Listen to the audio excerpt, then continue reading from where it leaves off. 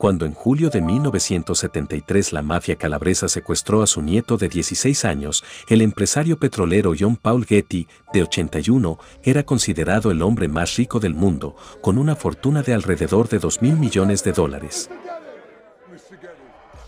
El joven heredero creció en Italia, donde su padre había sido enviado por su abuelo para administrar los bienes familiares. Vivía en Roma con su madre divorciada, y su estilo de vida lo ubicaba en un lugar distinto al del común de los jóvenes de la época.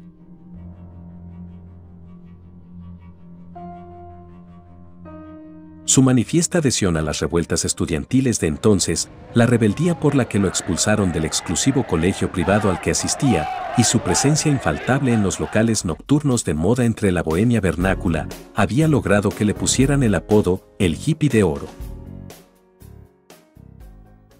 Era sabido que su abuelo desaprobaba esa vida, pero no hasta qué punto la menospreciaba. Cuando recibió el llamado desde Londres, informándole que los secuestradores pedían 17 millones para devolver vivo a su nieto, la respuesta fue tajante. Tengo 14 nietos. Si pago un rescate, tendré 14 nietos secuestrados. How much would you pay to release your grandson if not $17 million? Nothing. Esa respuesta fue anunciada en un comunicado de prensa. El multimillonario moriría 3 años después, el 6 de junio de 1976, en su mansión de Inglaterra, pero ese gesto lo definiría para siempre. Según la prensa, el empresario, cuya colección de arte fue la base de uno de los museos más importantes en Los Ángeles, no había sido más amoroso con su nieto que con su hijo menor, Timmy, cuando le diagnosticaron un tumor cerebral que lo dejó ciego con solo 6 años. En noviembre de 1973, más de 3 meses después de aquel primer contacto, los secuestradores de su nieto cumplieron su advertencia de mutilar al menor. Le cortaron una oreja y la enviaron a un importante diario, junto con un mechón de pelo y una nota que decía lo siguiente: les adjuntamos esta oreja porque hace meses que la familia se burla de nosotros diciendo que no tiene plata para pagarnos. Gail Harris, la única que no dudó nunca de que su hijo estaba cautivo, reconoce entonces el pelo de su hijo. Pero los investigadores desconfiaban sobre si la oreja realmente era suya, pese a que los peritos confirmaron que pertenecía a una persona viva de menos de 30 años. 8 días más tarde, llegaría otra macabra prueba. Una llamada telefónica a otro diario indicaba un punto en la autopista Roma-Nápoles en donde dejarían algunas fotos de Paul Getty con su oreja cortada. En el lugar señalado, la policía encontró un frasco con 5 Polaroids del chico. Ya no había dudas sobre la mutilación.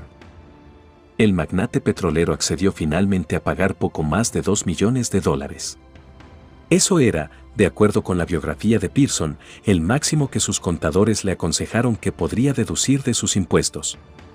Para entonces, los captores habían reducido su demanda a 3 millones y la forma en que cubrió el saldo restante también sacudió a la prensa y a la sociedad italiana, que seguía el caso con morbo, pena e incredulidad.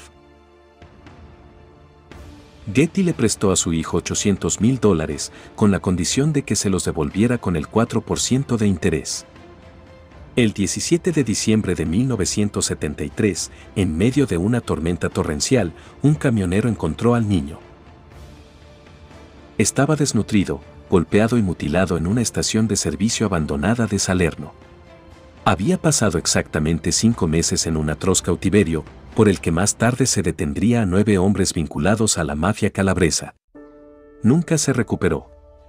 En el libro de Pearson hay otra escena que refleja el carácter del patriarca. Tras su liberación, Gail Harris convenció a su hijo de que llamara a su abuelo para agradecerle por su gestión. El chico hizo caso, pero Getty se negó a atender el teléfono. Sin superar el trauma por el secuestro, Paul se casó muy joven y se mudó a Nueva York, donde se entregó a las drogas y al alcohol. Tenía 24 años cuando un ACV producto de una sobredosis lo dejó prácticamente ciego, paralizado y sin habla por el resto de su vida.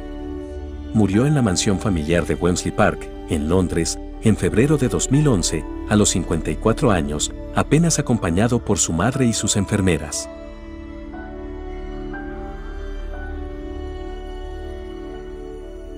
Con información del artículo El hombre más rico, avaro y malvado del mundo, de Mercedes Funes para Infobae.